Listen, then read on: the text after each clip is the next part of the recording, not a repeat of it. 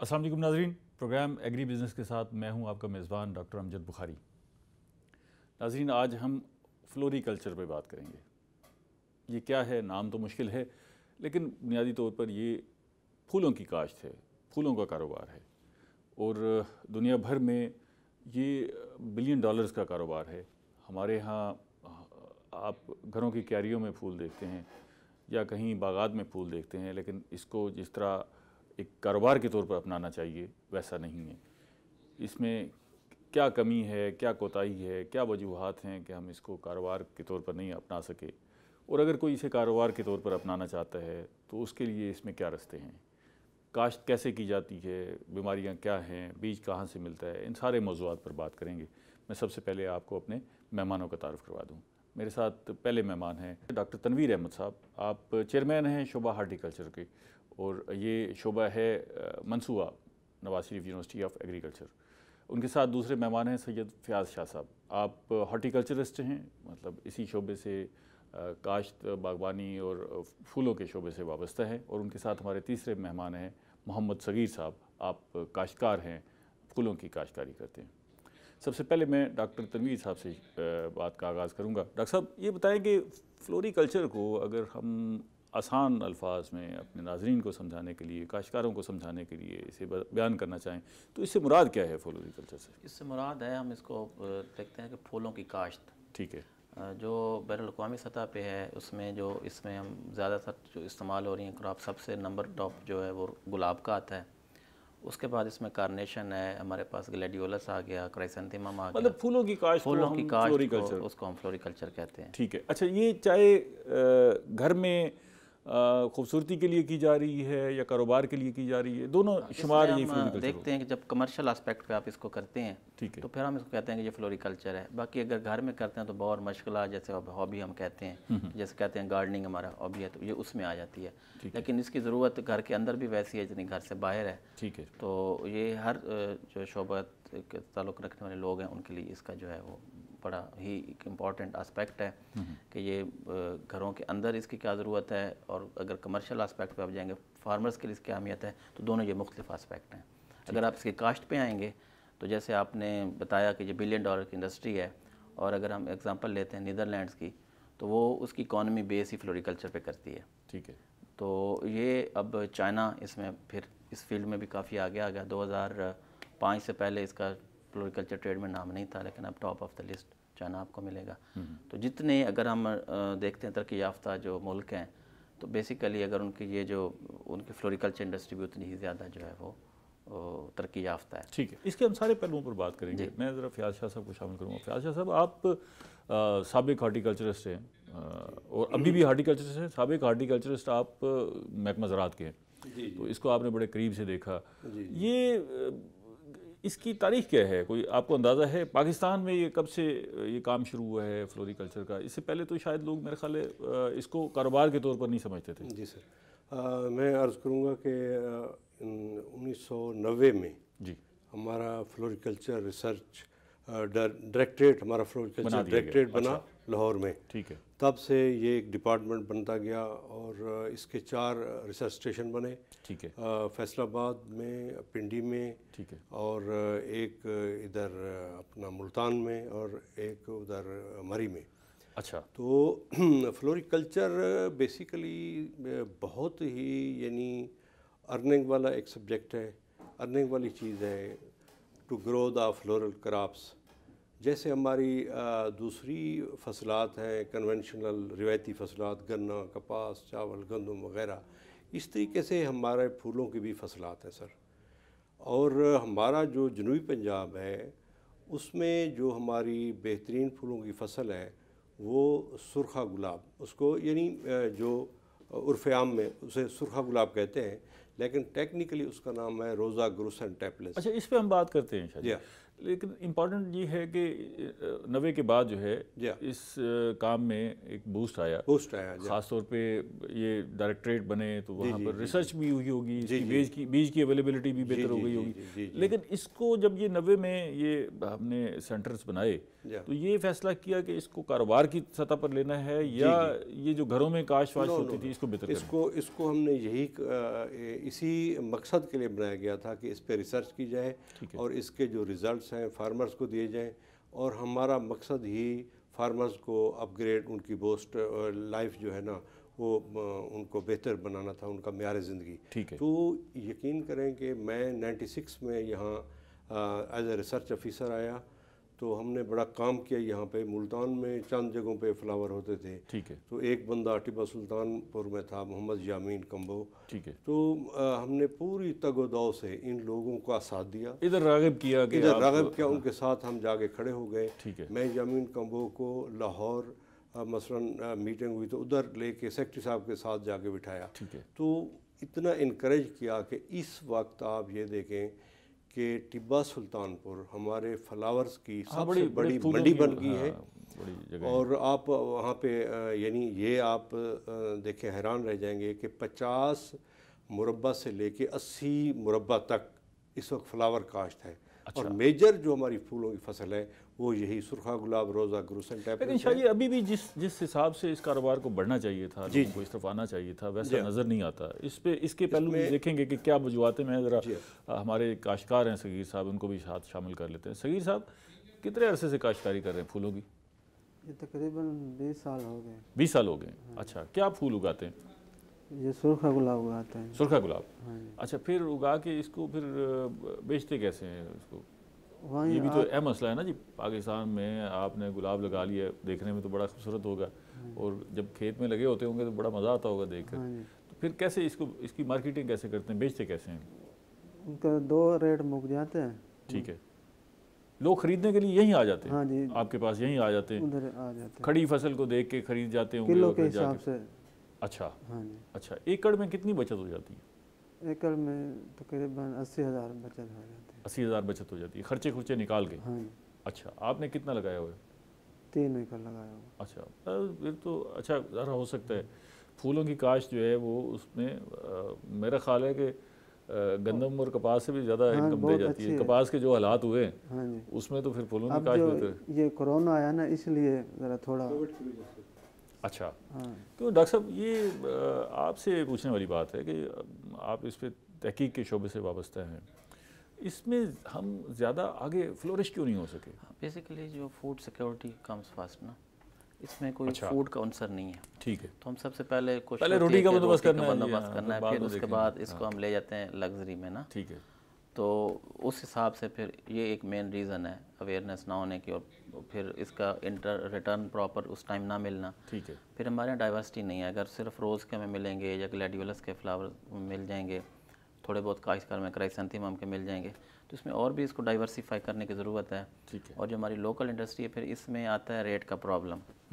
तो उस समय भी फिर फार्मर अगर उसका टाइम पे नहीं निकला या माल को मौसम शिद्दत आ गई तो फिर इसके जो इनपुट्स हैं उसका भी अच्छा खासा इसमें वो जो दूसरी क्रॉप्स हैं उसके हिसाब से इसके इनपुट्स भी ज़्यादा है, खर्चा भी ज़्यादा है। अच्छा, खर्चा भी ज़्यादा है, इनकम भी ज़्यादा है। अच्छा, तो वो फिर इतना बड़ा रिस्क हर अच्छा, बंदा देखभाल भी ज़्यादा है या देखभाल इतनी नहीं है?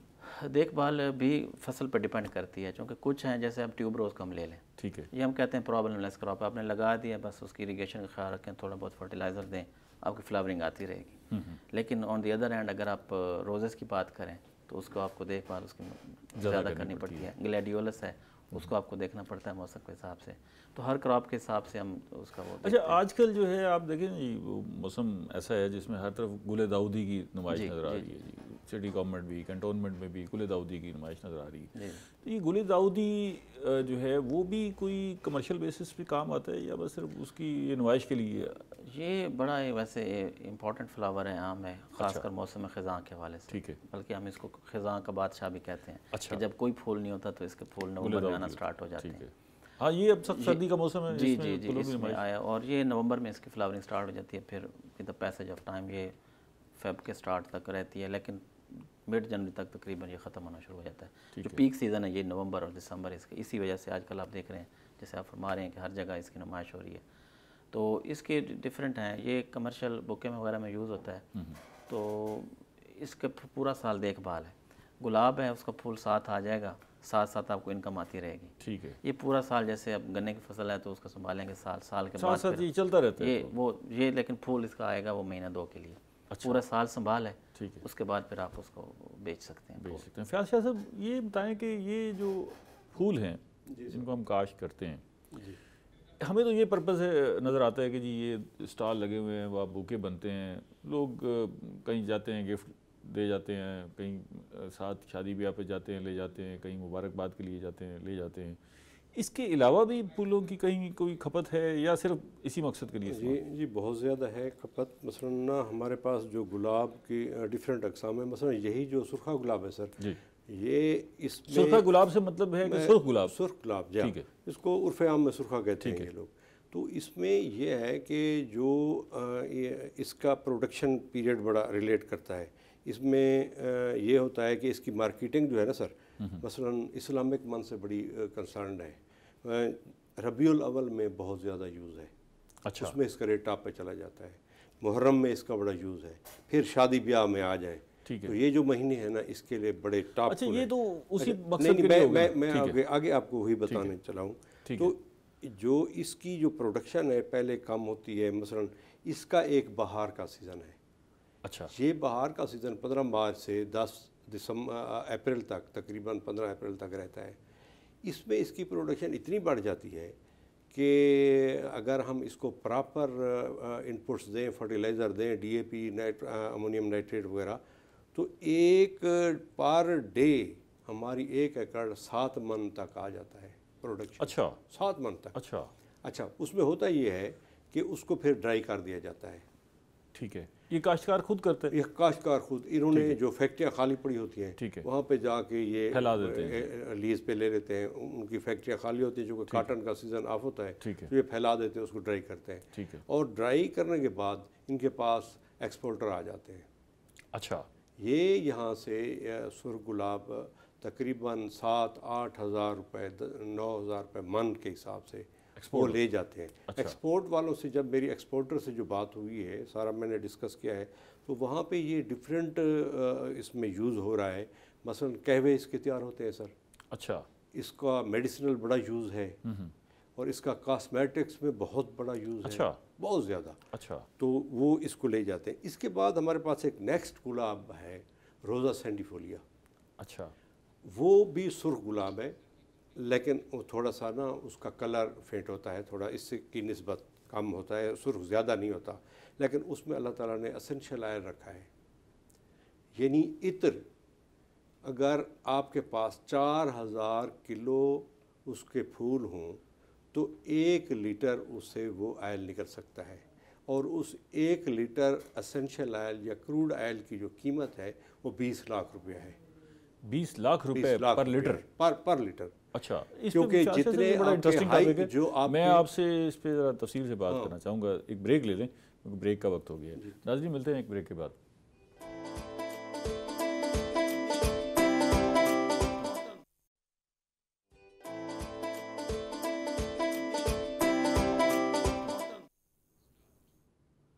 वेलकम बैक नाजरीन। हम फ्लोरिकल्चर पे बात कर रहे हैं। फयाज साहब, ये बड़ा इंटरेस्टिंग है कि एक तो हम ये देख रहे हैं कि इसकी तोहफ़े तोहफ़ में इस्तेमाल होता है फूल। दूसरा ये है कि इसकी जो पत्तियां हैं उनको केमिकल मिला के उससे बहुत सारी जो है वो चीज़ें, आइटम्स बनते हैं। फिर मेकअप के सामान में इस्तेमाल होता है, फिर मेडिसिन में इस्तेमाल होता है, फिर इसकी फ्रेगरेंस जो है, जो आप बता रहे हैं कि वो 20 लाख रुपए लीटर तक पहुंच जाती है उसकी कीमत, तो उसमें भी इस्तेमाल होता है। अच्छा, हम मकामी तौर पे तो हम देखते हैं हकीम इसको गुलकंद के लिए तैयार करते हुए नजर आते हैं। ये मेडिसिनल गुलकंद मसलन बड़ा हमारा अहम। अच्छा, रोज़ वाटर को आप ले लें। रोज़ वाटर वो बहुत बिकता है। कितना लोग वो ले रहे हैं। छोटी सी पैकिंग होती है, उसमें ज़्यादा पानी होता है, ठीक है, उसको मसलन उसमें कमाल हो जाता है उसका बड़ा, दैट इज़ वेरी इफेक्टिव। अगर आप आँख में कोई आपकी खारिश हो रही आप डालें तो ये बड़ा ज़बरदस्त किस्म का जर्मिसाइडल है, ठीक है, उसको यानी बड़ा फ्रेश कर देगा। अच्छा शाह जी, ये बात आपकी ठीक है कि भी इसको खुशबू के लिए बड़ी प्रोडक्ट है और इस्तेमाल होती है दुनिया भर में, लेकिन यहाँ मकामी तौर पे हम कंपनियों को क्यों नहीं राग़िब कर सके? देखें, अगर यहाँ ज़रई मुल्क है, काश्त होती, फूलों की काश्त बढ़ती। अच्छा, काश्त भी तब बढ़ती अगर यहाँ कंपनियाँ मौजूद होती, फूल खरीद रहे होते। तो इसमें क्या कहाँ हमारी कोताही रह गई? असल में सर यानी मैं तो ये कहूँगा कि बहरहाल हम वाकई लोगों का एतमाद हासिल नहीं कर सके। मसलन मेरी बात नीदरलैंड कुछ डच से हुई है, तो मैंने उन्हें कहा यार आप इंडिया में काम कर रहे हो, इंडिया से आपका फ्लावर जा रहा है। उन्होंने कहा जी हमारी कई फ़्लाइट्स डेली आ रही है नीदरलैंड में। अच्छा। और बिज़नेस उन्हीं डच का है। ठीक है। मैंने कहा यार हमारी वही क्लाइमेट है, हमें दें, हम आपको यहाँ से करके देंगे। उन्होंने कहा जी हमने कुछ प्राइवेट लोग थे इस्लामाबाद के, उनसे बिज़नेस किया था, तो वो सारा जो फ्लावर को केयर नहीं करते थे। मतलब उनको टोकरियाँ थी, उन्होंने वाश नहीं की, फंगस लग गई। अच्छा। तो इतनी बड़ी आपकी वो आ रही है कंसाइनमेंट, तो वो ख़राब हो जाए तो हमारे लिए प्रॉब्लम है। वरना ये उनके अल्फाज थे, you are sitting on the gold mines, आपका जो रकबा है, आपकी जो क्लाइमेट है, you are sitting on the gold mines but you are getting nothing. बड़ी बदकिस्मती की ये बात बड़ी बदकिस्मती है। हमारे पास इतना पोटेंशियल है हम और लोगों में, आगे नहीं बाहर बढ़ के लोगों में एतमाद क्रिएट नहीं कर सके। अगर हम इसमें कामयाब हो जाते और गवर्नमेंट अगर इस पर थोड़ा सा काम करे, तो मैं कहता हूँ कि जी ये सोने की चिड़िया बन जाए।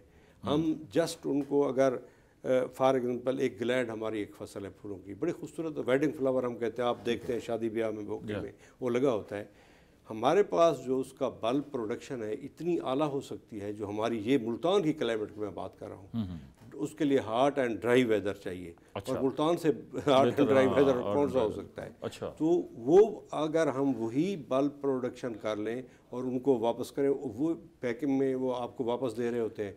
एक बल्ब जो हम उनसे लेते हैं, अभी हम हॉलैंड से लेते हैं, नीदरलैंड से, तो वो एक बल्ब 6-8 साइज़ का जो होता है 8 रुपए का 7 रुपए का मिलता है हमें। एक उसको कार्ब, बेसिकली कार्ब होता है बल्ब। हाँ। तो वही चीज़ें वो इस पे एग्री हो रहे थे कि अगर यहाँ पे हमें चांस मिल जाए, कोई अच्छा माहौल, अच्छी साइल हो आपके पास, यानी मेरी बड़ी उनसे डिस्कशन हुए। अच्छा। तो हम वही बल्ब प्रोडक्शन पे ही तवज्जो देते हैं। यहाँ हम मिडल ईस्ट के लिए हमारी बराह रास्त परवाज़ें हैं, हम यहाँ से अगर अपना बाकी शोबों को छोड़े, अगर हम अपना ये फूल यही भी हम भेजें तो 1 घंटे में, 1.5 घंटे में उनकी मार्केट तक पहुँच सकते हैं। सर अगर हमारी फ़्लाइट, उनकी जो डिस्कशन में जो मैंने रिज़ल्ट लिया है, अगर हम 12 घंटे में सक्सेसफुल हो जाते हैं, नीदरलैंड की पहुंच जाए हमारी फ़्लाइट, वो घंटा एक फ़्लाइट दुबई रुकती है, उसके बाद दुबई से फिर ये निकल जाती है, तो वो कोई इशू नहीं है। सिर्फ यहाँ पे हमें कूल चेन सिस्टम बनाना पड़ेगा, जो हमारा फ्लावर है उसको एक ठंडा रखना पड़ेगा। अच्छा, वैसे डॉक्टर साहब ये इसकी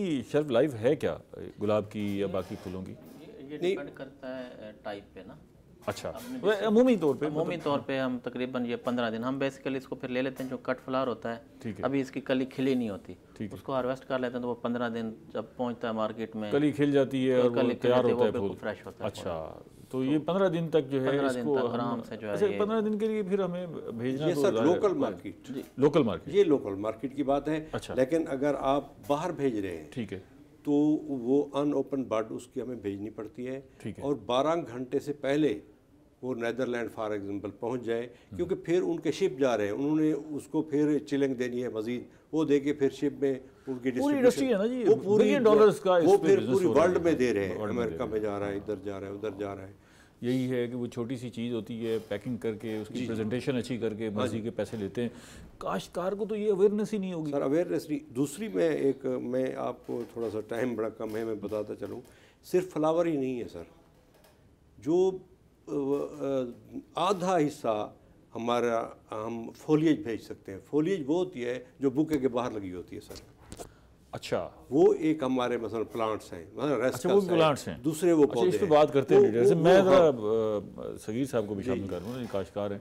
सगीर साहब ये बताएं कि ये कभी आपको महकमा ज़राअत ने, हार्टिकल्चर डिपार्टमेंट के लोगों ने भी आगे बताया है कि भाई आप इस तरह काश्त करें तो बेहतर नतीजा होगा, आप की फसल अच्छी होगी, कारोबार अच्छा होगा, या बस अपने तौर पे तजर्बे करते जा रहे हैं और आगे बढ़ रहे हैं? महकमा ज़राअत वाले हमारे पास आते हैं, फ्लोरिकल्चर वाले आते हैं, ये हमारी रहनुमाई करते हैं। अच्छा, हमको आके बताते हैं इसमें खाद डालें, इसमें स्प्रे करें, इसको ये बीमारी लगी हुई है, आके हमारी रहनुमाई करते ये हैं। खुद चक्कर लगाते रहते हैं या आप कोई बीमारी लग जाए, कोई ज़रूरत हो तो आप फ़ोन करके इनको बुलाते हैं या दफ्तर से जाके बुला के लाते हैं? कभी ये खुद भी चक्कर लगा लेते हैं बहुत मरतबा। अच्छा। कभी हम भी आपका इलाका कौन सा है? ये पुल ठोकर नगीलपुर।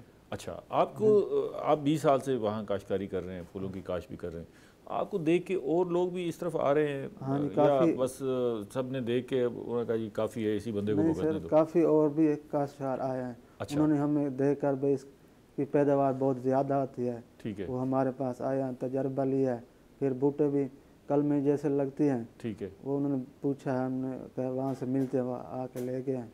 फिर उनको आप ये सुर्ख गुलाब भी उगाते हैं? हाँ जी, सुर्ख इसके अलावा भी फूल काश्त करते हैं या बस? मोतियब का फूल है और निवाड़ू का फूल है, अच्छा चांदनी है, ये भी का हारों में चलता है। अच्छा, हारों में जब अब तो ये जो अच्छे फूल हैं इनके हार बड़े महंगे हैं, हाँ जी। तो लोग कोशिश करते हैं कि यार वो 10 रुपए वाला हार मिल जाए, गुजारा हो जाए। महंगाई हो गई है ना जी, मुश्किल हाँ हालात जी, है। ये 14 फरवरी में भी चलता है एक फूल, तकरीबन 10 रुपए का बिकता है। अच्छा अच्छा, तो ये जो बाकी जो फूल है, मोतिया है या बाकी फूल है, वो भी आप उगाते हैं? हाँ जी, वो भी पैसे अच्छे दे जाते हैं? वो भी अच्छे दे जाते हैं। अच्छा, तो वो आप का इरादा है कि इस कारोबार को मज़ीद आगे बढ़ाऊँ या बस इतना हो नहीं, रहेगा? मजीद आगे बढ़ाने के पैसे वैसे बचते हैं हाँ अच्छे? जी, पैसे अच्छे खासे बच जाते हैं। काश्तकार तो आना चाहते हैं जी, जिस कारोबार में पैसा होगा उधर आएंगे काश्तकार। उसको क्या एतराज़ हो सकता है कि जी ज़रूरी तो नहीं है कि वो रूटीन की फसलों में फंसा रहे, तो इधर बड़ी गुंजाइश मौजूद है। लेकिन मुझे ऐसे लगता है कि हम काश्तकार को सही तरह राग़िब करने में नाकाम रहे हैं और उसकी वजह इसकी प्रॉपर मार्केटिंग ना होना है। जी जी। आप क्योंकि खुद रिसर्च के शोबे से वाबस्ता है, मैं आपसे जानना ये चाहूँगा कि आप सिर्फ तहकीक इसको उगाने पर कर रहे हैं या साथ साथ मार्केटिंग को भी देख रहे हैं, उस पर भी रिसर्च कर रहे हैं? हमारी जो यूनिवर्सिटी है, हम इसको टोटल जो भी अब हम काम करते हैं उसके हम पूरी चेन को हम अब स्टडी कर रहे हैं। ठीक है। राइट फ्रॉम प्रोडक्शन उसके एंड यूज़र तक जो है वो किस हाल में जा रही है। तो इसमें हमने अभी काम शुरू किया है, हमारी जो नई यूनिवर्सिटी है। ठीक है। तो पहले भी जो थी चीज़ें कैरी की थी, तो काफ़ी पोटेंशियल इस रीजन में, और हम उसी को देखते हुए अब इस तरफ हमने ख़ास तवज्जो दी है। तो थोड़े अरसे में इंशाल्लाह आप देखेंगे इस शोबे के अंदर बेहतरी आ जाएगी। अच्छा। दूसरा ये है कि जो हम बात करें फ्लोरिकल्चर की, जैसे शाह साहब ने फरमाया कि इसके फोलिएज भी हम बेच सकते हैं, वो भी, तो इसका जो हम इंडोर प्लांट्स वगैरह हैं, ये भी एक अच्छा खासा बिज़नेस है। और ये लग्जरी नहीं है कि को बंदे की याशी है, बल्कि अब जितना हम कंजस्टेड मॉल में जा रहे हैं, घरों के अंदर बैठे हुए हैं, ज़रूरत है मूड रिलैक्सेशन के लिए। और इवन स्टडीज़ तो ये शो करती हैं कि इससे जो वर्कर्स हैं उनकी 12% तक जो वर्किंग एफिशिएंसी है वो बढ़ जाती है अगर इंडोर प्लांट्स आपके पास पड़े हों। ठीक है। तो ये जो ऑफिस के अंदर कॉन्सेप्ट है, अब हम जा रहे हैं ग्रीन बिल्डिंग्स की तरफ। अगर आप देखें चाइना के एग्जांपल ही ले लें, तो उन्होंने वो पूरे छतों के ऊपर भी अपने बाग बना दिए हैं कि ताकि जितनी भी उनकी ऑक्सीजन है और वो सारा तो उनके अंदर। अब हमारे यहाँ ये है कि हमने डिफॉरेस्टेशन तो अच्छी खासी कर ली, अब ना होने के बराबर में फॉरेस्ट रह गए। तो अब हमारे पास ऑप्शन ये है कि हम अर्बन फॉरेस्ट की तरफ आएँ। उसमें फिर ये शोबा जो है हॉर्टिकल्चर का, फ्लोरिकल्चर का, ये अच्छा खासा उसमें था। फिर उसमें फ्लोरिकल्चर की हमारी इंडस्ट्री, उसमें फोलिएज का भी आ जाएगा, उसमें फ्लावर्स का भी आ सकता है। तो फिर इसको पूरा हम देख के और फिर इसकी पूरी चेन बने, जैसे आप मिडल ईस्ट की बात कर रहे थे, तो ये बिल्कुल हमारे साथ में पड़ा हुआ है। 1 घंटे में और हमारी अभी भी जो थोड़ी बहुत अगर एक्सपोर्ट हो रही है तो वो दुबई और मिडल ईस्ट को ही जा रही है। इसके अलावा हमारा फूल तकरीबन नहीं जाता, तकरीबन लोकल मार्केट में इतनी हमारी कंजप्शन हो जाती है। अच्छा। तो जो असल पैदावार जो कम है, पैदावार ज़्यादा हो तो फिर हम मार्केट में, तो उसमें फिर वही जो सीज़न बता रहे थे सगीर साहब भी कि सीज़न के हिसाब से इसके फूलों की फिर वैल्यू आती है। उस पर हमें थोड़ा सा फार्मर्स को गाइड करने की ज़रूरत है कि इस सीज़न में आप लगाएंगे तो इसकी फ्लावरिंग कब होगी। फिर इनपुट्स इसके जिस पे बात हो रही थी रेस्ट्रिक्शन की, महंगे भी हैं। अब देखें फर्टिलाइज़र तो वही यूज़ होने हैं जो हम दूसरी फसलों में करते हैं, लेकिन जो फ्लोरिकल्चर है इसको एक्सटेंसिव फर्टिलाइजेशन चाहिए। अच्छा, इससे ज़्यादा इस पर डिटेल से बात करते हैं, इसके बीज पे भी बात करते हैं, जी जी, इसकी खाद पे भी बात करते हैं और इसकी दवाइयों पे भी बात करते हैं। मैं ज़रा फयाज शाह साहब से इसके क्योंकि मार्केटिंग का बड़ा इंपॉर्टेंट पहलू है, इस पे हम देख रहे हैं कि जी अगर काश्तकार देखें ना जी, उस वक्त आएगा जब उसको मुनाफा मिलना शुरू होगा। हम वैसे जितना मर्जी उसे कहते रहें कि भाई आप ये फसल उगाओ, ये फसल उगाओ, नहीं आएगा। जी जी। तो इसकी मार्केटिंग के हवाले से भी गवर्नमेंट का कोई प्रोजेक्ट है कि भाई इसको? सर मैं आपको बताऊँ, इसमें आपकी जो भी रिवायती फसलें हैं, तो हमारी फूलों की फसलात में उनसे मुनाफा कई गुना ज़्यादा है।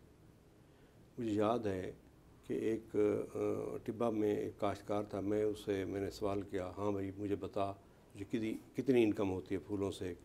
उसने कहा मेरा 15 एकड़ रकबा है, मैं गंदम और कपास काश्त करता था। ठीक है। मेरा रहना सहना मुश्किल था, मैंने 3 एकड़ सिर्फ रोज़ेस लगाए। आज मेरे बच्चे शहर में आ गए हैं और तालीम हासिल कर रहे हैं। अच्छा, इसमें सर पहले ये बड़ा हैवी फीडर है, बहुत ज़्यादा इसको ना फर्टिलाइज़र चाहिए। फर्टिलाइज़र कौन सा? मसलन 1 बोरी DAP और 1 बोरी अमोनियम नाइट्रेट पर मंथ हम डालते हैं। अच्छा, पर मंथ पड़ते हैं। तो अब मसलन हमारे वो आयाम आ गए हैं ना जिसमें हमने कीमत कमानी है। ठीक है। मसलन इसका रेट 20 रुपए से शुरू होता है। ठीक है। और ये 200 तक भी चला जाता है। ठीक है। लेकिन जो हमारे कमाने के वक्त होते हैं उसमें अब आप ये देखें, ये पिछले साल माशाल्लाह काटन को और वीट को अच्छा रेट मिल गया है। हुआ यूँ है कि आपका जो लीज़ है रकबे की वो बढ़ गई है। 40,000 से लेके अब वो आ गए 70-80 हज़ार पे। ठीक है। जो हमारा फूलों का काश्तकार है वो ज़्यादातर छोटा काश्तकार है। ठीक है। उसने रकबे लीज़ पे लिए हुए हैं। अब उसकी एक लीज़ महंगी हो गई है। दूसरा ये हुआ है कि उसका जो इनपुट्स है उसका रेट अब DAP आपकी 9,000 10,000 पे चली गई और वो उसकी अवेलेबिलिटी नहीं है। यूरिया आपका 1700-18 रुपए का रेट था, तो अब वो यूरिया 2500 पे चली गई है, वो भी अवेलेबल नहीं है। अब जब ये अवेलेबल भी नहीं है, दूसरी जो उसमें एक मुसीबत आई है, जो चीज़ें इतनी महंगी हो जाए फिर 2 नंबर लोग आ जाते हैं मार्केट में। यानी काश्तकार को बुरे तरीके से वो मार पड़ी है। अदरवाइज़ ये जो हमारी फूलों की फसलात हैं, यकीन करें ये टिब्बा अब इतनी बड़ी मंडी बन चुका है। आप अगर सर वहाँ पे जाएं तो आपको हालैंड लगेगा, वहाँ से गुजरे देखें तो बड़ा खुशबू है वहाँ पे। और ये हमने बड़ी मेहनत की इसी मंडी को डेवलप करने में।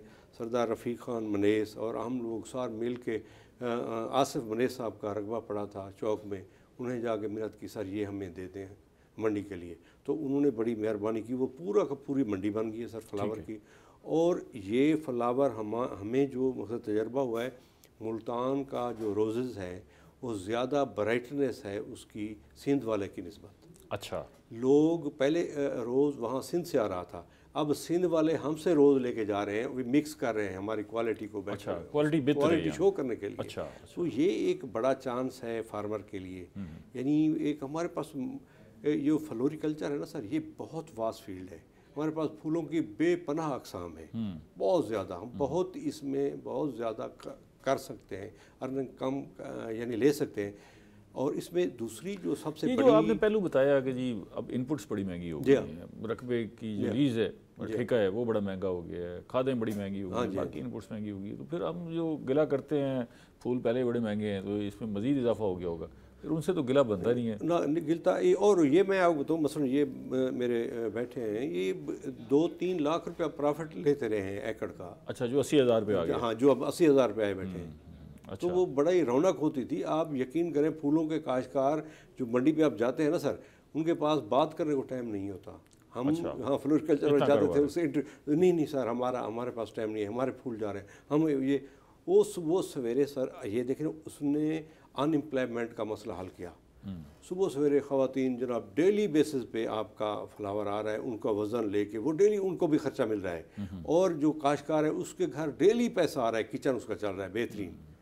यानी रोजाना की बेस 6 महीने इंतजार नहीं करना, पैसे भी मेरे ख्याल नेट मिल जाते हैं, नेट उसी वक्त बेचें और ले जाएं, नगद पैसा ले लें। अच्छा, तो ये सगीर साहब ये बताएं कि ये आपकी जब फसल तैयार हो जाती है तो फसल को आप कैसे फैसला करते हैं? फूल का वज़न देख के कि इतना वज़न हो गया तो अब इसको बेचना है, या उसकी रंगत देख के, या उसकी खुशबू देख के, कैसे फैसला कैसे होता है कि अब फसल पक गई है जी अब इसको? ये रोज़ाना चुनाई से रोज़ाना चुनाई होती है, सुबह जो फूल खिल चुके होते हैं सही उनको आप रोज़ाना काट लेते हैं, रोज़ाना तोड़ लेते हैं। अच्छा, तो ये 1 एकड़ में से जो सुर्ख गुलाब का अगर खेत है तो रोज़ाना कितनी, अगर वो तैयार है तो कितनी मिकदार में फूल उतर आते हैं? तकरीबन अब तो सर्दी है ना, 20 किलो उतर रहे हैं। जब बाहर आते या बहान आएगी उसमें तकरीबन 7, 8, 10 मन तक चले जाते हैं ये फूल। अच्छा, तो ये बताएं ज़रा लोगों को कि फूल जो है वो वैसे तो बड़े खूबसूरत होते हैं, गुलाब तो वैसे बड़ा मज़ा आता है गुलाब को देखते हुए, सूंघते हुए, उसकी खुशबू बड़ी कमाल है, लेकिन उसके साथ कांटे भी साथ लगे होते हैं। तो ये इसलिए इसकी मेरे ख्याल है हार्वेस्टिंग ज़्यादा मुश्किल काम होता होगा, कांटों के अंदर आप हाथ डाल के फूल तोड़ रहे हैं। नहीं, वो कांटों के ऊपर भी फूल उगते हैं ना। हाँ, तो इसके लिए कटर इस्तेमाल करते हैं? हाथ के साथ, हाथ से। उसकी टहनी पे भी कांटे लगे होते हैं, मुश्किल काम है। तो ये इसके लिए भी आप इसकी चुनाई के लिए खवातीन होती हैं? हाँ, या खवातीन होती हैं, खवातीन होती हैं। रास्ते छोड़े हुए थे ना। अच्छा, 2-3 फुट का रास्ते, खवातीन ही इसकी चुनाई करती हैं। हाँ, अच्छा, फिर इसको रखते आप कैसे हैं? ऐसे जैसे कपास को बोरियों में डाल देते हैं वैसे डालते हैं, या टोकरियाँ रखी होती हैं? नहीं, बोरे होते हैं, उसमें डाल लेते हैं। खराब नहीं होते बोरे? नहीं, कोई खराब नहीं, साफ सुथरे बोरे होते हैं। अच्छा, पत्ते भी नहीं टूटते? नहीं, पत्ते तो उसमें फूल होता है ना फर्स्ट क्लास। हाँ, लेकिन वो जब इकट्ठे हों तो उससे मैश होने का डर होता है। ज़्यादा नहीं डालते ना, जो मुनासिब हो उसमें और डालते हैं। अच्छा, ऐसे तो ये बड़ा ज़बरदस्त काम है जी, आप काश्तकारी भी कर रहे हो, रोज़गार भी हो और फूलों की महक भी हो। हाँ जी, आप खुशबू के अंदर जो है अपनी काश्तकारी कर रहे हो, तो इससे ज़बरदस्त काम मज़ा कोई आता नहीं है। हम मज़ीद इस पर बात करते हैं, एक ब्रेक ले लें। नाज़रीन, मिलते हैं एक ब्रेक के बाद।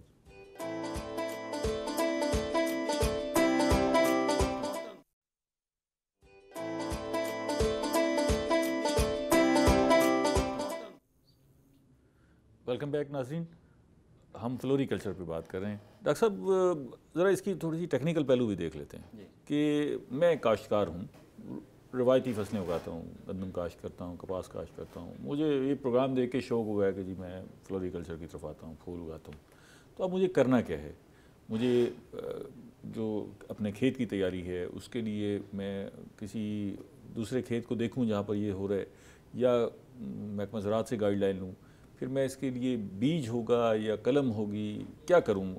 इब्तदाई काम कैसे करूं? इसमें सबसे पहले तो ये है कि जब भी आप कोई चीज़ जाएँ तो बंदे को चाहिए कि उसको पहले थोड़ा स्टडी कर लें। ठीक है। उसकी मार्केटिंग, जैसे आपने कहा, उसका लगना, जिस जो ग्रो कर रहे हैं पहले उनसे मिल लें। ठीक है। जो माहिरीन हैं उसके ऊपर काम कर रहे हैं उनसे मिल लें। तो बड़े लंबा चौड़ा काम हो जाएगा। नहीं, कोई लंबा चौड़ा नहीं है, सारा आजकल फ़ोन का, मोबाइल का दौर है।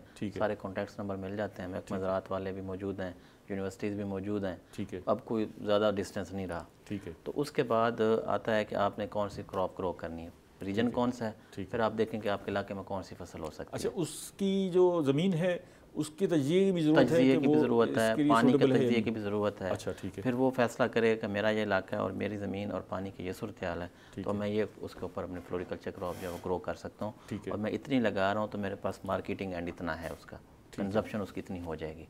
तो उस हिसाब से फिर वो फैसला कर ले। तो पहले उसने जो खेत को तैयार करना है, जी, खेलें तैयार करनी है, क्या करना है वो उसने अब फैसला करना है। गुलाब लगाना है, उसका एक अपना तरीक़ाकार है। ठीक है। अगर उसने ग्लैड लगाना है, उसका अपना तरीक़ाकार है।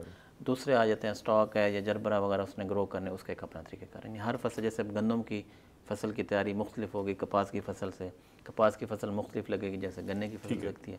उस हिसाब से फिर हम बताते हैं फार्मर को कि जो क्रॉप आप उसको ग्रो अब अगर गुलाब लगाना चाहता है, उस पर गुलाब लगाना चाहता है, तो इसके लिए पनीरी दस्तियाब होगी, कलम होगी, बीज होगा? आमतौर पर ना हमारे यहाँ जो हम यूज़ करते हैं बुके वगैरह में, ठीक है, वो हम कट रोज़ यूज़ करते हैं। अच्छा। जो सगीर साहब कर रहे हैं, ये जिसको चाइनी रोज़ भी कहते हैं, ग्रोसन टैबलेट्स, ग्रूजन आम ज़बान में कहते हैं, इसकी पत्तियाँ नॉर्मली हम यूज़ करते हैं। और जितना हमारा खुशबू का जो है वो ज़्यादा इनमें होती है। तो वो कट फ्लावर आप यूज़ करेंगे तो वो बड होगा, इसी के ऊपर भी बड हो जाएगा, जो सुरखा हमारा कुदरती नेचुरली है। या एक दो और उसके रूट स्टॉक आपको फील्ड में मिल जाते हैं, लाहौरी गुलाब हो गया, उस तरह उसके ऊपर आप बड करेंगे। ठीक है। फिर इसका है नॉर्मल 3 रोज़ में लगा देते हैं, 2-2 फुट के फासले पे। मतलब फिर कलम लगाएंगे आप? कलम इसकी बड होगी। ठीक है। आपके जो ओरिजिनल जो मकामी है, ठीक है, उसके फिर अच्छी पैदावार आपको मिलेगी। अच्छा, ये जो पौधा है, जिस तरह हम कपास लगाते हैं, फिर छड़ियाँ भी काट देते हैं और फिर नई फसल लगाते हैं, इसकी फसल को भी काट देते हैं, या ये पौधा खड़ा रहता है और फिर अगले सीज़न में फिर ये काम आता है? गुलाब में प्रूनिंग हम करते हैं। अच्छा। हम इसको नॉर्मली नवंबर में या अक्टूबर के एंड पे बाज़ तो बिल्कुल इसको ख़त्म कर देते हैं। ठीक है। फिर 2 माह के बाद एग्जैक्ट इसके ऊपर फ्लावरिंग आना स्टार्ट हो जाती है। इसका यानी आज हमने प्रून किया, उसी पौधे के ऊपर नई शाख निकलेगी। ठीक है। और ठीक 60 डेज़ के बाद उसके ऊपर फ्लावरिंग स्टार्ट हो जाएगी। अच्छा, ठीक। तो वो जो इंटरनेशनल मार्केट्स हैं वो ऐसे स्टैंडर्डाइज करते हैं अपने प्रोडक्शन को, कि मिसाल के तौर पर उनको अगर अप्रैल में चाहिए तो 2 माह पहले उसको प्रून करके उसकी देखभाल करेंगे, फिर फ्रेश फ्लावर्स लेंगे।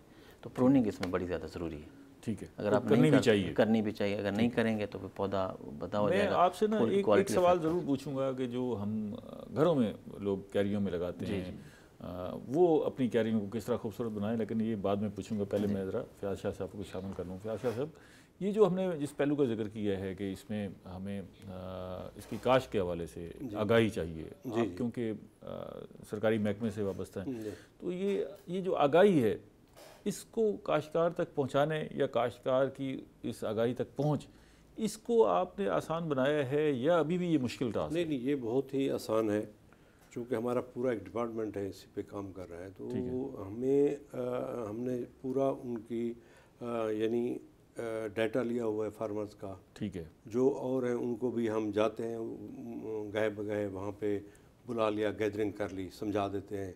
किसी को ज़रूरत होती है तो हमसे वो बात कर लेता है।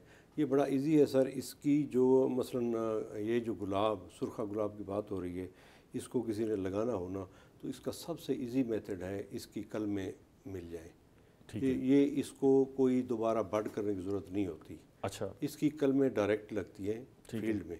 ठीक है। तो वो कलमें कहाँ से दस्तियाब होती है ना? एक आध कलम तो ठीक है, बड़े पैमाने पे लगाना। फॉर एग्जांपल जो बड़े फार्मर है ना, वो दिसंबर में कुछ लोग कटाई कर रहे होते हैं। अगर वो कटाई कर रहे हैं तो वो बेच मुश्किल काम है ना जी। आप नहीं, वो बेच देते हैं। मिसाल के तौर पर मैं असल में ये सवाल पूछने का माजरत ये जो सवाल पूछ रहा हूँ, इसका मकसद ये है कि हमारे यहाँ बहुत सारे नौजवान बेरोज़गार हैं।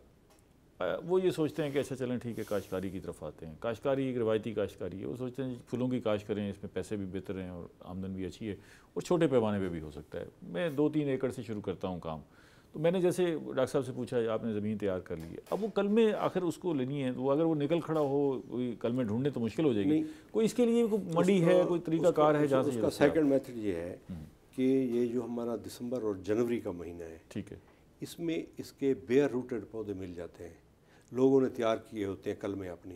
उनकी कैसे ढूंढे ना? मेरा सवाल यही है। वो सारा मसलन टिब्बा में अवेलेबल है। अच्छा। और वो मतलब जो अगर फूलों की काश्त करना चाहता है तो वो टिब्बे का विजिट करे, वो 2-3 रुपए में आपको पौधा मिल जाता है। ठीक है। लेकिन अगर आप बाद में लेंगे तो वो पौधा होगा थैली में, वो फिर 20 रुपए तक चला जाता है। अच्छा। तो वो यानी जनवरी में जो लगाना चाहे, ठीक है, तो वो बड़ा इजी लगा सकता है। 1 एकड़ के लिए इसके 5 से 6 हज़ार पौधा में चाहिए होता है। ठीक है। तो वो 3 रुपए का मिलता है तो 15-20 हज़ार को कोई इतनी वो है नहीं उसकी। ठीक है। तो इसके लिए जो लगाने वाली अफरादी कुव्वत है, वो भी तो हुनरमंद चाहिए ना जी, जो कलम को लगा सके। तो वो भी अवेलेबल है मार्केट में या नहीं है? वो मुश्किल से मिलती है? वो कोई इतना मुश्किल जॉब नहीं है कलम लगाना। वो कोई मुश्किल जॉब तो है जी। आप तो क्योंकि आपने सारी ज़िंदगी इसमें गुजार दी है, महकमे से पूछ के थोड़ा सा, जिसको शौक होता है ना सर, वो यकीनी बात है, जिसने पानी पीना है कुएं के पास उसने आना है। ठीक है। तो वो आएगा, राब्ता करेगा। हर जगह पे इनके हमारे नंबर हैं, गवर्नमेंट ने दिए हुए, यानी हर गाड़ी के पीछे नंबर लगा हुआ है। ठीक है। तो वो थोड़ा सा तवज्जो करे कोई, तो वो ये बता देते हैं हमारे लोग। ऐसी कोई बात नहीं सर। ठीक है। अच्छा, ये सगीर साहब, भाई आप काश्तकारी कर रहे हैं, लोग आपसे पूछने के लिए आते होंगे, यार ये फूलों की काश्त कर रहे हैं, किस तरह काश्त करते हैं, हमें को समझाएं। इन लोगों की जो आपके पास रजू करने की जो तादाद है, वो कभी कभार कोई आ जाता है या अक्सर आके पूछते रहते हैं? अक्सर आ जाते हैं पूछने के लिए। अच्छा। भाई हमने घर में लगाना है, ये इधर खेत में लगाना है, खेत में लगाना है। ठीक फिर है। उनको बताते हैं भाई ऐसे लगता है, ऐसे कलम बनती है। आपके ख्याल में लोग इस कारोबार की तरफ आ रहे हैं या नहीं आ रहे हैं? आ रहे हैं। तादाद थोड़ी है या बहुत ज़्यादा लोग आ रहे हैं इस तरफ? दरमियानी तादाद में आ। अच्छा, तो जिस हिसाब से बढ़नी चाहिए थी वैसे नहीं बढ़ रही। अच्छा, तो आपसे वैसे इर्द गिर्द घरों वाले भी पूछ के जाते हैं कि जी हमने घर में लगाना है, क्या करें? हमसे कलमे भी लेके जाते हैं, हमने घर में कलमे लगानी है। नर्सरी में जैसे गमले वगैरह होते हैं। आप कलम कितने की बेचते हैं जी? कलम कितने की बेचते हैं? हम तो फ्री में दे देते हैं। हाँ, कोई 10 ले जाता है, कोई 5 ले जाता है। ठीक है, इतने ले जाते हैं। ठीक है। डॉक्टर साहब, वो जो सवाल है, घरों में जो लोग फूल लगाना चाहते हैं, क्यारियों में लगाना चाहते हैं, उनके लिए क्या गाइडलाइन है? वो तो सिर्फ गुलाब नहीं लगाना चाह रहे होते। अच्छा, गुलाब भी लगाना चाह रहे होते हैं तो ये कारोबारी नुक्ता नज़र से तो सारे सुर्ख गुलाब लगा लेंगे, लेकिन मेरी तो ख्वाहिश होगी मेरी क्यारियों में हर कलर का फूल हो, गुलाब भी हर कलर का हो, तो उसके लिए क्या गाइडलाइन? उसमें ये है कि हम यूज़ करते हैं कि पहले तो आप देखेंगे आपका स्पेस कितनी है। अगर तो दरमियान में कोई सेन है, लॉन है घर के अंदर ही, तो उसमें आप इसको ग्रो कर सकते हैं। वरना आपको पॉट्स मिल जाते हैं, बड़े साइज़ के आप ले सकते हैं, उसमें आप डिफरेंट कलर के उसमें आराम से ग्रो कर सकते हैं। अगर उसको न्यूट्रिशन दस्तियाब भी हैं मार्केट के अंदर। अच्छा। डिफरेंट साइज़ के आपको मिल जाएंगे, क्यारियाँ भी मिल जाएंगी, ठीक है, और डिफरेंट मटीरियल की बनी मिल जाएंगी। प्लास्टिक के भी मिल जाते हैं, आपको मिट्टी के बने भी मिल जाएंगे, सिरेमिक्स के भी मिल जाएंगे। तो वो डिपेंड करता है। अब इसमें फिर अब ये है कि जो बहुत सारे लोग हैं, जैसे अब टायर हैं, इनको भी लोग यूज़ कर रहे हैं काट के। अच्छा। तो जो इस तरह की चीज़ें हैं, पुरानी बॉटल्स वगैरह जो हो गई, जो पानी वाली हो गई दूसरी, उनको काट के भी वेस्ट मटेरियल को उसमें भर के, अच्छा, थोड़ा सा आपने उसमें एक मीडिया अच्छा सा प्रिपेयर कर लें जो आपके पास मिलता है, तो उसमें आप मौसमी फूल भी लगा सकते हैं। ठीक है। और अगर थोड़ा सा पॉट आप बड़े साइज़ का ले लेते हैं, बड़े साइज़ का, तो उसमें आप रोज़ इजीली ग्रो कर सकते हैं। इसको इंडोर भी काश्त किया जा सकता है? इसको लाइट चाहिए, लाइट चाहिए। हाँ, जब धूप होगी तो वहाँ पे इसकी परफॉर्मेंस अच्छी होगी, लाइट नहीं होगी तो फिर ये बिल्कुल पत्ते ऐसा हो सकता है कि भी एक आध दिन बाहर रख लें, एक आध दिन अंदर रख लें, वो अल्टरनेट पे हो जाता है। अगर दिन का कुछ हिस्सा भी इसको या अंदर भी अगर कहीं धूप आ रही है जी जी तो वहाँ रख लिया जाए, तो लाइट के पास को लोग फिर लाइट मैनेज कर लेते हैं, लाइट इंसेंसिटिव दे देते हैं। अच्छा, ये बताएं कि ये फूलों पर जो है बीमारियों का भी हमला होता होगा जी, तो इसमें कोई स्पेसिफिक डिफरेंट किस्म की बीमारियाँ हैं जो कीड़े हैं वो मुख्तलिफ हैं, या जो बाकी फसलों पर बीमारियाँ होती हैं या जो अटैक्स होते हैं कीड़ों के, उनका ये भी पौधा होस्ट है? इसमें आमतौर पे जो रोज़ है इसमें थ्रिप्स ज़्यादा आती है, थ्रिप्स ज़्यादा आती है। और उसका हल है कि आमतौर पे सिर्फ पानी से भी उसको, जो पानी में थोड़ा सर्फ डाल के वो भी स्प्रे कर दें तो उससे गुजारा हो जाता है। अच्छा, उससे भी गुजारा हो जाता है। अच्छा। बाकी अगर कोई पाउडरी मिल्ड्यू आ गई है, डाउनी मिल्ड्यू आ गई है, तो वो फिर कोई फंजीसाइड आपको बाज़ार से मिल जाती है, तो आप उसको कर लें।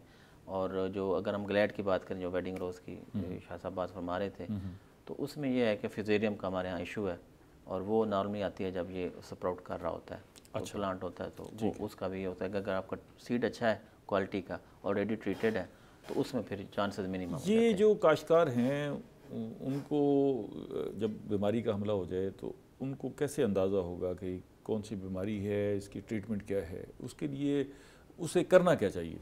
अब ये प्रैक्टिकल है, जब वो जाएगा थोड़ा सा फील्ड में ना, जो आप बात कर रहे थे कि लंबा चौड़ा काम है, तो जिस चीज़ में प्रॉफिट ज़्यादा होगा उसमें केयर भी उतनी ज़्यादा करनी पड़ेगी, उसमें जो है बंदे को स्टेप्स भी उस तरह से लेने पड़ेंगे ताकि उसका नुकसान ना हो, क्योंकि वो नुकसान अफोर्ड नहीं कर सकता, इनपुट्स वो हाई लगा ही बैठा है। तो इसमें वो with the passage of time जो होता था, तो पहले पत्ता है पौधे का तो पत्ते को देखता रहेगा। इंसेक्ट्स वही हैं जो दूसरी क्रॉस पे आते हैं, तेला आ जाएगा, थ्रिप्स आ जाएगी, इस तरह के, तो वो फिर उसके हिसाब से फिर मैनेज होती जाएंगी। वो आराम से वो जिसके ने दूसरी क्रॉप्स लगाई हुई हैं, आराम से वो आइडेंटिफाई कर लेता है कि इसके ऊपर इस चीज़ का अटैक है, तो उस हिसाब से फिर वो।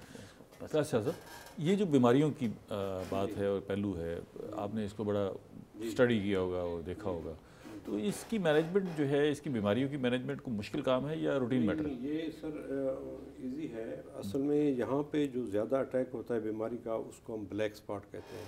ठीक है। ब्लैक स्पॉट रोजेज़ पे आता है, बहुत ख़तरनाक किस्म का। अच्छा। उसके लिए डिफरेंट हमारे पास फंजीसाइड्स हैं, अच्छी कॉपर बेस्ड, तो वो हम फार्मर को बताते हैं। अब फार्मर में वो आ गया है शऊर कि वो पत्ते को देखता है कहीं काला दाग तो नहीं है, अगर आ रहा है तो फिर वो आपकी जो प्रोडक्शन है, यील्ड है, वो कम होना शुरू हो जाती है। ठीक है। तो उस तरीके से हम फंजीसाइड करते हैं। दूसरी, मैं डॉक्टर साहब आपसे बात करूँगा कि फ्लावर जो है ना, फ्लावर हमारी ज़िंदगी का हिस्सा है।